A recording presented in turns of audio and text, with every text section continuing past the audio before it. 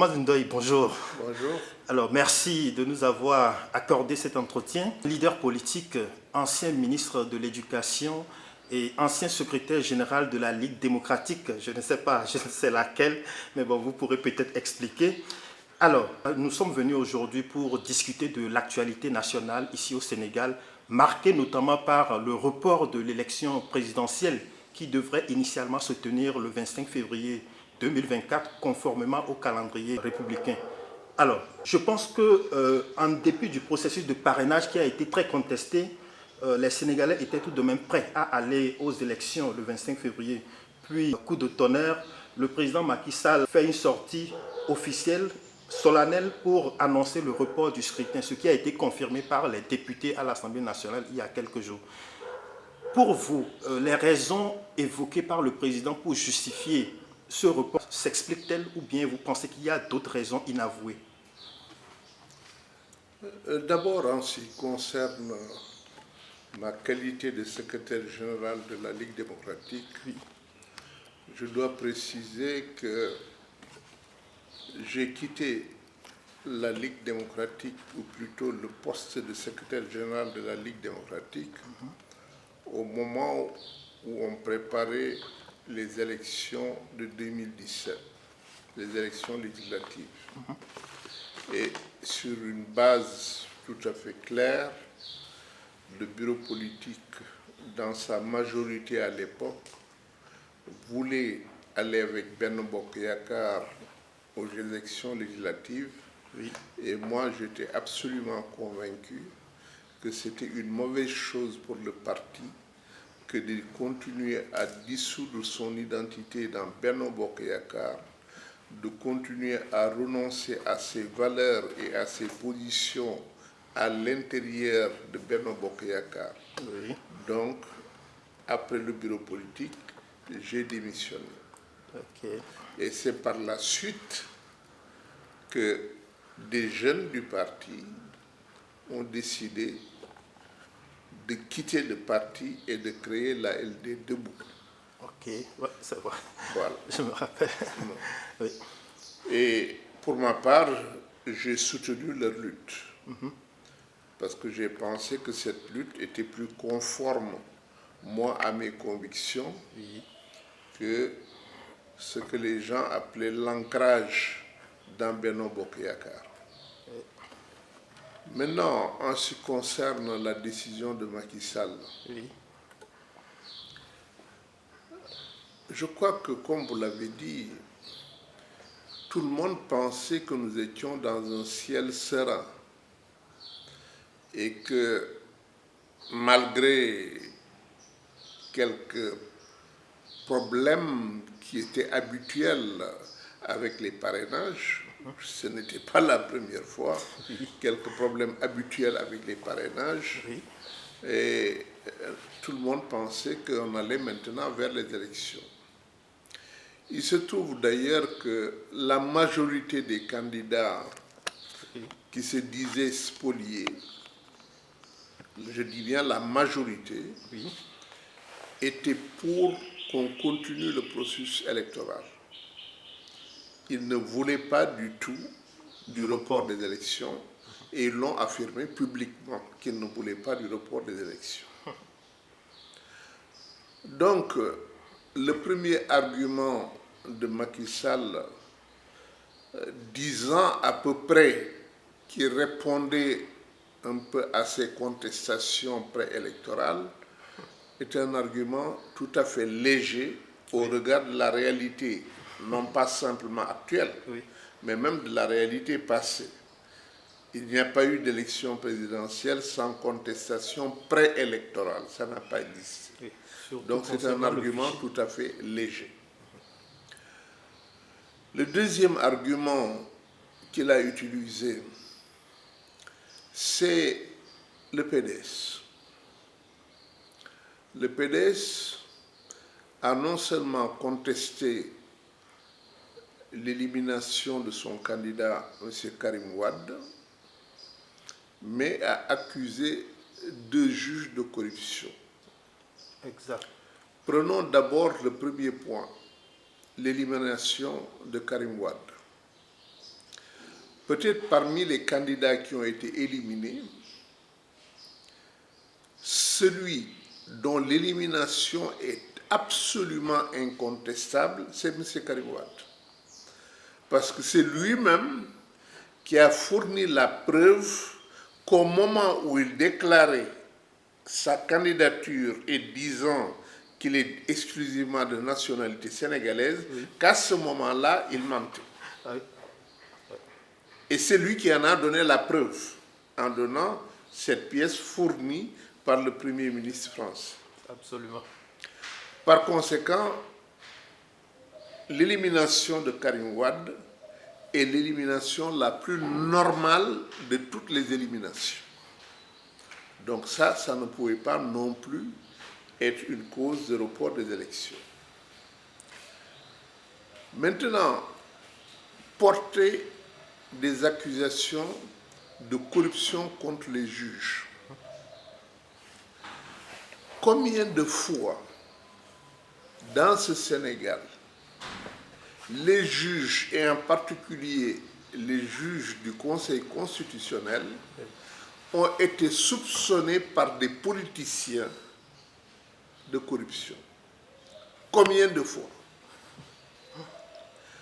Toutes les décisions qui sont prises, y compris la décision de permettre à Macky de ne pas réduire son mandat à l'époque, oui, ils ont été accusés de corruption.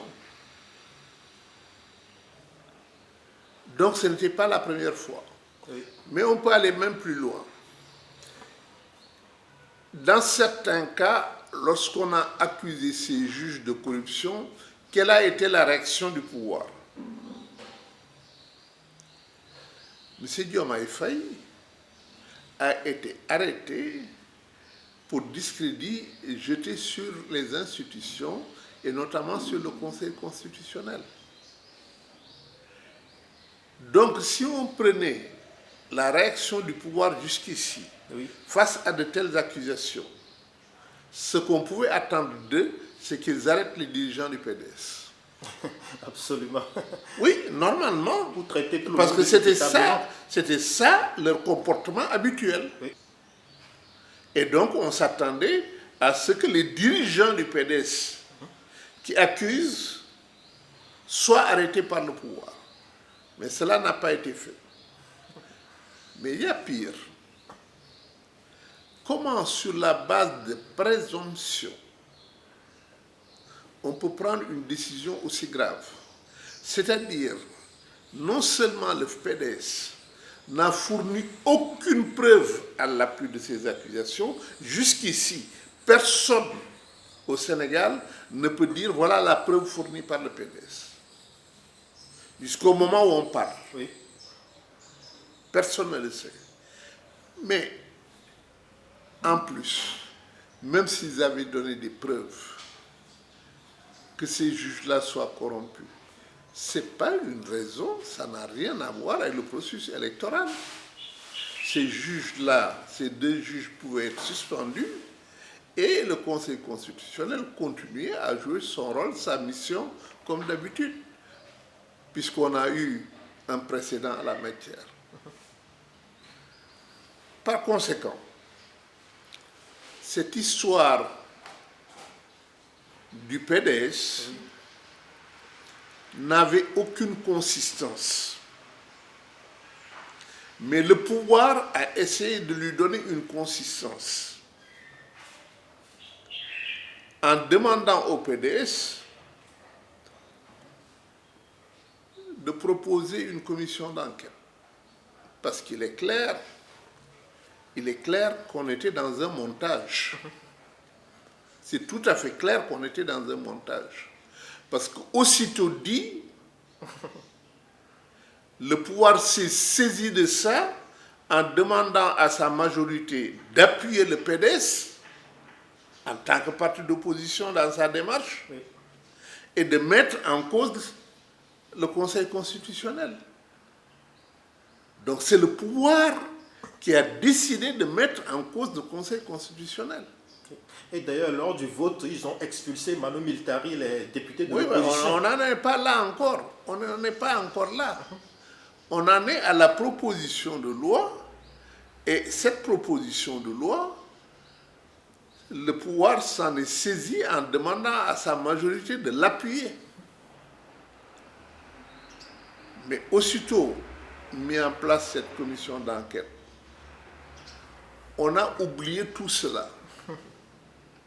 On a oublié. Pratiquement, il n'y a plus de commission d'enquête, on n'en parle plus aujourd'hui. Parce que ça ne devait servir que de prétexte pour dire qu'il y a une crise institutionnelle. Et dès lors qu'on a dit qu'il y a une crise institutionnelle et qu'on l'a utilisé pour abroger le décret, ça n'avait plus de sens. On a aussitôt enchaîné maintenant sur la proposition de loi pour le report des élections après avoir abrogé le décret qui convoquait le corps électoral. Ouais. Donc, le montage est cousu de fil blanc. C'est le pouvoir qui, du début à la fin, a essayé de trouver des prétextes pour mettre en cause cette élection. Évidemment, les gens se demandent pourquoi. Oui, mais avant d'arriver à pourquoi, il faut quand même mesurer la gravité du fait. Le fait est suffisamment grave pour qu'on insiste là-dessus. Parce que ce qui est mis en cause, c'est la souveraineté du peuple. C'est-à-dire la base même de la démocratie. La démocratie, c'est le pouvoir du peuple. Oui. C'est comme ça que c'est défini. C'est ça. Et parce que le peuple est souverain, on est dans une démocratie. Si le peuple n'est plus souverain, on n'est pas dans une démocratie. Macky Sall, ce qu'il a mis en cause à travers sa décision, c'est la souveraineté du peuple, l'expression de la souveraineté du peuple. Parce que nous avons une constitution, et c'est cette constitution qui détermine notre vivre ensemble. Le président a l'obligation de respecter les dispositions constitutionnelles. Et le président, plus que les autres, compte tenu de sa responsabilité de gardien de la Constitution, plus que les autres, oui. Il doit même en donner l'exemple. Or, l'exemple qu'il vient de donner est un contre-exemple. C'est-à-dire, on peut bafouer la Constitution lorsque nos intérêts sont en jeu. Oui. On peut bafouer la Constitution. Ce qu'il vient de faire. C'est grave parce que d'abord, ceci montre qu'il ne respecte pas le peuple sénégalais. Il ne respecte pas le peuple sénégalais. J'allais dire même qu'il méprise le peuple sénégalais pour avoir pris une telle décision. Mais ce peuple a réagi. Le peuple n'a pas encore suffisamment réagi, mais il va réagir. Le début. Il va réagir.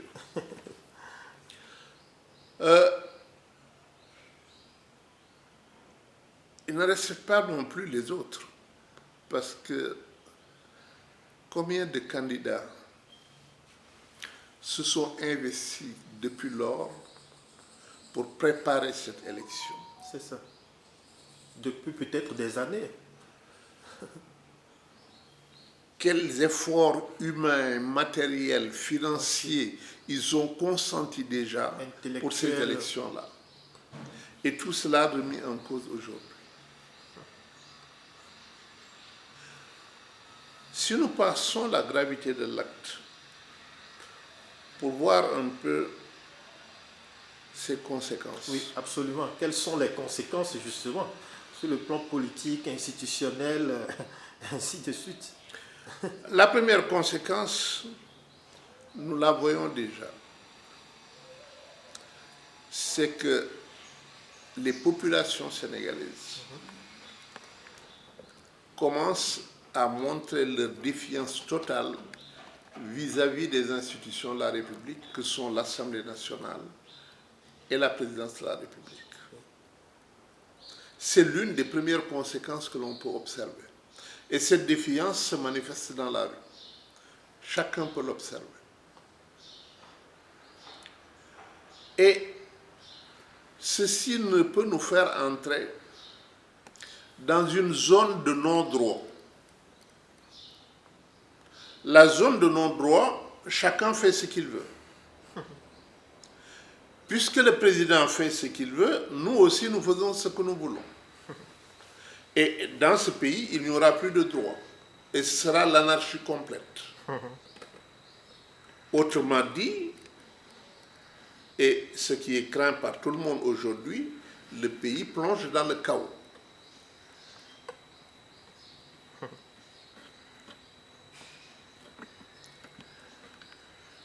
Macky Sall pense qu'il suffira d'avoir les forces de l'ordre en main pour maîtriser la situation. Donc il ne mesure pas là où il veut amener le pays. C'est-à-dire, il ne mesure pas ce que ça signifie surtout. Quand un président de la République ne maîtrise plus son pays que par les forces de l'ordre, ça signifie qu'il va désormais gouverner par la répression. Il ne peut plus gouverner par la conviction, l'incitation, la motivation. Il va gouverner par la répression. Et ça, on est dans une dictature. Ça s'appelle une dictature. Parce que le peuple n'obéira plus par devoir. On est dans une dictature, en plein dans une dictature. Il y a le niveau de contestation. C'est pourquoi je disais, peut-être le peuple n'a pas encore suffisamment réagi. Aujourd'hui, le problème qui se pose, c'est la décision telle qu'elle apparaît et qui a surpris les populations. Mais le problème immédiat qui va se poser dès le 2 avril, c'est est-ce qu'il peut rester au pouvoir? C'est la légalité, oui, au-delà même de la légitimité du fait qu'il puisse conserver le pouvoir. Pourquoi? Parce que la Constitution est très claire là-dessus et que ce que vient de décider l'Assemblée nationale ne peut pas peser devant les dispositions constitutionnelles. Cela signifie clairement qu'à partir du 2 avril, nous allons avoir un vide à la présidence de la République. C'est ça. Et considéré comme tel, le pays n'aura plus, en fait, de chef.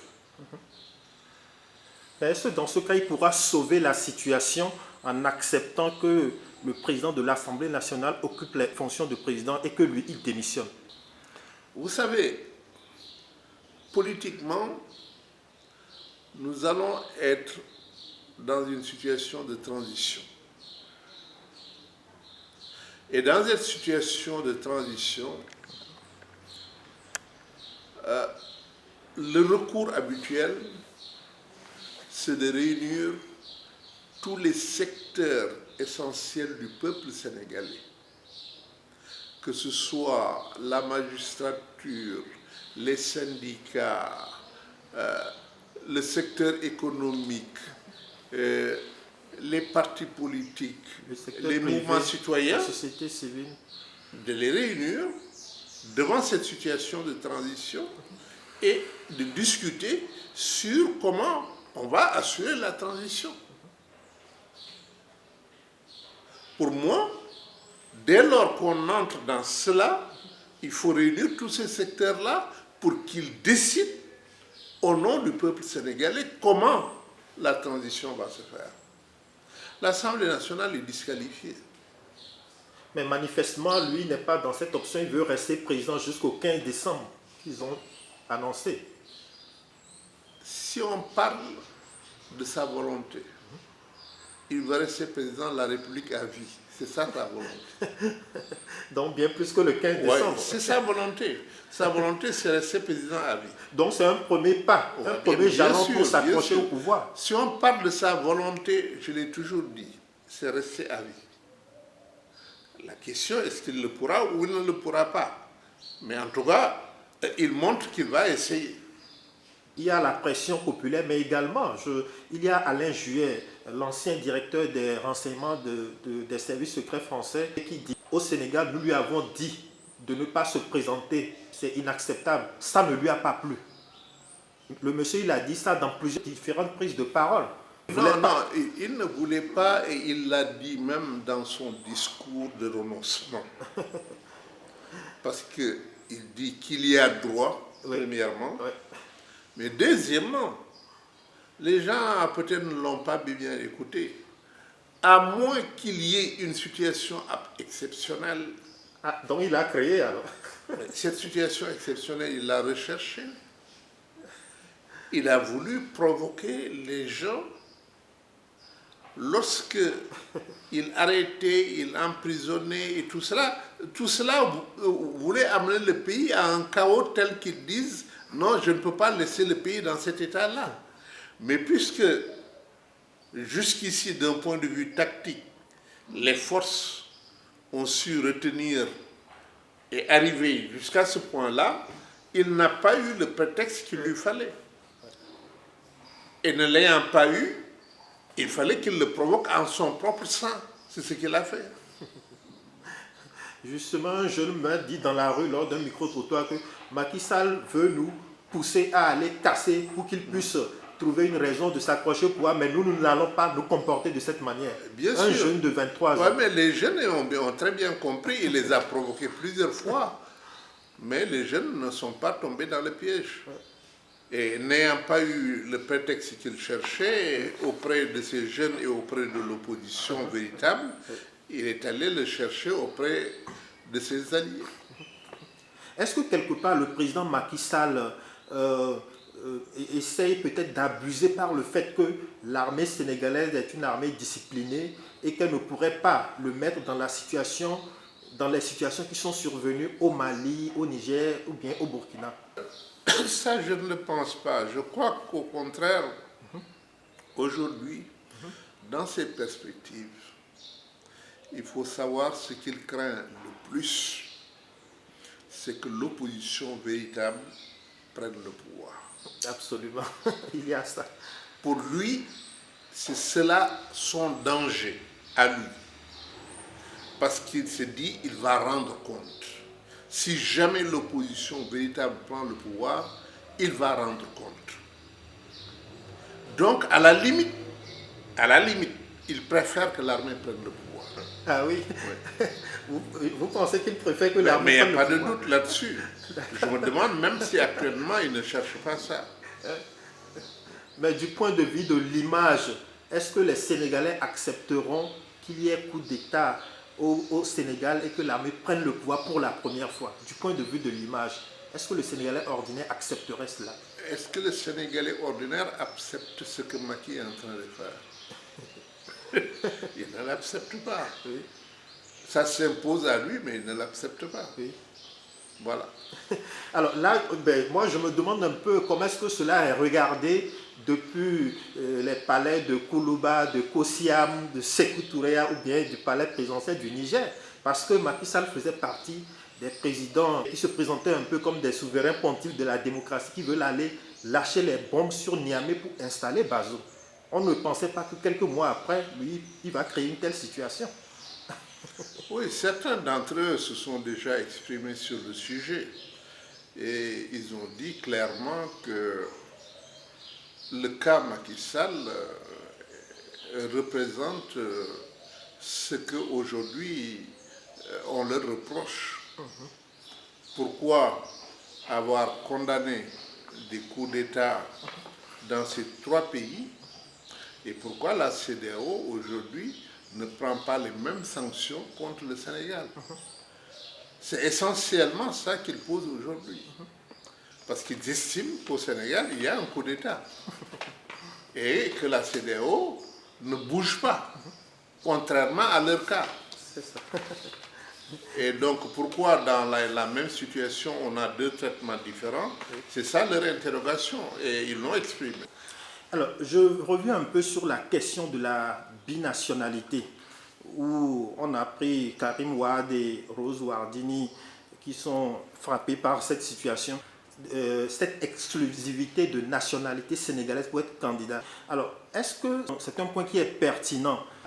Si les personnes sont nées d'un parent sénégalais et d'un autre parent étranger, et que la nationalité lui a été transmise par la filiation et non pas par la naturalisation, est-ce qu'il faut qu'il renonce s'il aspire à être président? Quelle est la pertinence? La pertinence, c'est que lorsqu'on est chef d'un État, on ne peut pas avoir une autre allégeance. Voilà la pertinence. Vous êtes chef d'un État, chef suprême d'un État, chef des armées, ayant l'autorité de la politique gouvernementale, décidant presque de tout pour une nation. Vous ne pouvez pas avoir une autre allégeance en dehors de cette nation. Or, avoir une autre nationalité, c'est être sous une autre allégeance. Oui. Et c'est cela la pertinence. Oui. Et moi, je suis en parfait accord avec cela. Oui. Maintenant, Oui. ceux qui aspirent à ça, Oui. il leur appartient de prendre leurs précautions à l'avance, c'est tout. Si vous aspirez à devenir chef d'État, Oui. vous prenez la précaution de renoncer à cette nationalité pour essayer de devenir chef d'État. Donc vous renoncez à une partie de vous pour être vous. Mais vous êtes un citoyen, ou bien restez un citoyen comme tous les autres, n'aspirez pas à être président de la République. Oui. Restez un citoyen, parce qu'on ne vous dénie pas de rester un citoyen comme un autre. Oui. Oui.